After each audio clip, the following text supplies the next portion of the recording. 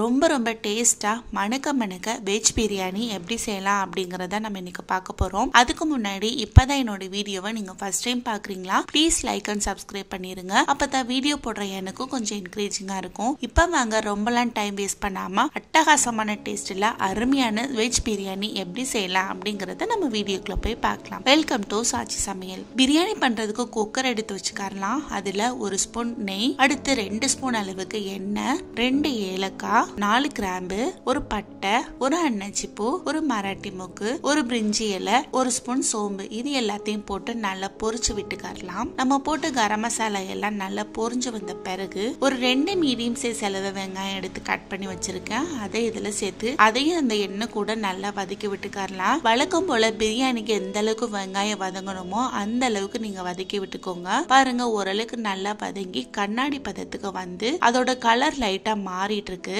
இந்த அளவுக்கு இதை வதக்கி விட்ட பிறகு இதுல ஒரு 3 பச்சை மிளகாய், 2 பீன்ஸ், ஒரு கேரட், 2 தக்காளி பழம், அடுத்து ஒரு பெரிய சைஸ் உருளைக்கிழங்கு, இது எல்லாத்தையுமே கட் பண்ணி வச்சிருக்கேன். அது எல்லாத்தையும் இதுல சேர்த்துக்கலாம். அடுத்து இது கூடவே ஒரு கைப்பிடி அளவுக்கு பட்டாணி எடுத்து ஊற வச்சிருக்கேன். அதையும் இதுல சேர்த்துக்கலாம். அடுத்து இதுக்கு தேவையான அளவு உப்பும் போட்டு இந்த காய் எல்லாமே நல்லா வதங்கி வர அளவுக்கு நல்லா வதக்கி விட்ட பிறகு ஒரு 2 நிமிஷத்துக்கு மூடி வச்சு வேக வச்சிருங்க. அதோட பச்சை வாசனை எல்லாம் போயிட்டு ஒரு பாதி அளவுக்கு வெந்து வரட்டும். அது வெந்துட்டு இருக்கிற டைம்ல நான் இன்னைக்கு ஒரு ஸ்பூன் ஜீரகம், 4 ஏலக்காய், 4 கிராம்பு, ஒரு சின்ன மராட்டி மூக்கு, 2 சின்ன சைஸ் பட்டை, இது எல்லாத்தையும் என்ன செய்ய போறோம் பாத்தீங்கன்னா மிக்ஸி ஜார்ல போட்டு நல்லா பவுடர் பண்ணி எடுத்துக்கிட்டு ஓரமா வச்சிடலாம். அடுத்து நம்ம வேக வச்ச காயை ஓபன் பண்ணி பார்க்கலாம். சூப்பரா இது எல்லாமே சேர்ந்து நல்லா வதங்கி வந்துருச்சு. இந்த டைம்ல இதை நல்லா மிக்ஸ் பண்ணி விட்டுட்டு இதுல 1 ஸ்பூன் அளவுக்கு இஞ்சி பூண்டு விழுது, 1/2 ஸ்பூன் மிளகாய் தூள், 1/2 ஸ்பூன் மல்லித்தூள், 1 ஸ்பூன் கரம் மசாலா,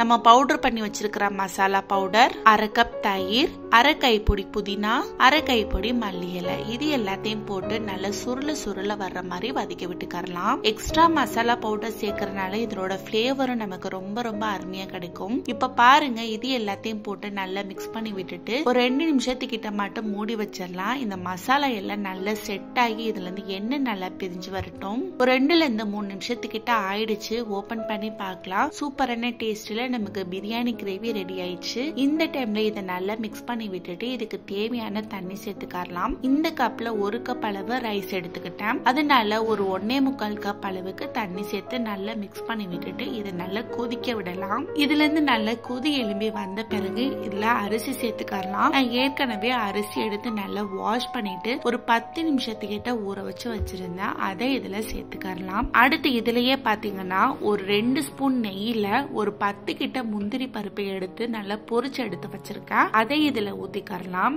இப்போ இது எல்லாத்தையும் சேர்த்து நல்லா மிக்ஸ் பண்ணி விட்டுட்டு குக்கர் மூடியில பெல்ட் எல்லாம் போட்டு மூடிடலாம். மூடி வச்சு மீடியம் ஃபிளேம்ல வச்சு ஒரு 2 விசில் விடுங்க, கரெக்டா இருக்கும். இப்போ 2 விசில் வந்துருச்சு. ஓபன் பண்ணி பார்க்கலாம். சூப்பரான டேஸ்ட்ல மணக்க நமக்கு வெஜ் பிரியாணி ரெடி ஆயிடுச்சு. அருமையான டேஸ்ட்ல இருக்கும். கண்டிப்பா நீங்க ட்ரை பண்ணி பாருங்க. ட்ரை பண்ணி பார்த்துட்டு எப்படி இருந்தது அப்படிங்கறத கமெண்ட் பாக்ஸ்ல கமெண்ட் பண்ணுங்க. இந்த சூப்பரான டேஸ்டான வெஜ் பிரியாணி உங்களுக்கு பிடிச்சிருந்ததுன்னா லைக் பண்ணுங்க, ஷேர் பண்ணுங்க, சப்ஸ்கிரைப் பண்ணுங்க. அப்படியே பக்கத்துல இருக்கிற பெல் ஐகானை கிளிக் பண்ணுங்க. தேங்க்ஸ் ஃபார் வாட்சிங்.